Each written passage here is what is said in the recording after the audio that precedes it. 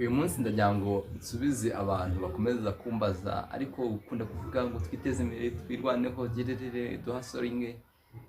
Ubundi umuntu afite 15,000 yakora iki?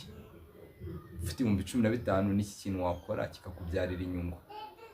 Reka mbaho urugero, fatira 600 yawe utege ujye Nyabugogo.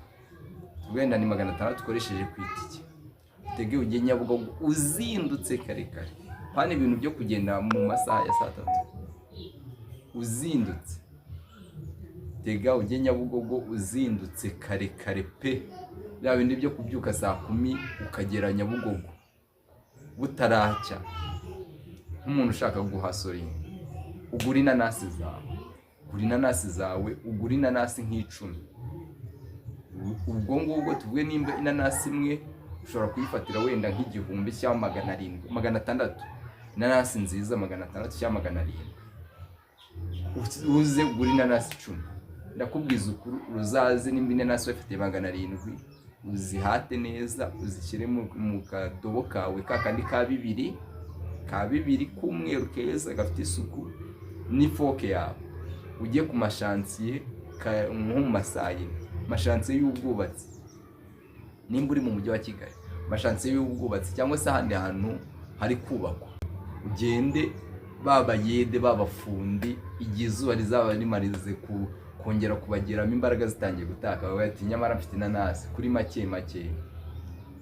Uguhaye 100, uguhaye 200, uguze 5, uguze saa 6 nibajya kuruhuka muri pause, ube watejemo ku munsi ungaye nutazacuruza inanasi zigera mu 10.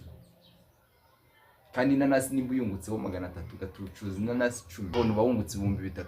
Mu gitondo ubyuke ubigenze gutyo. Ejo uzikangura utakigura inanasi gusa, usigaye ushyiraho n'ibisheke.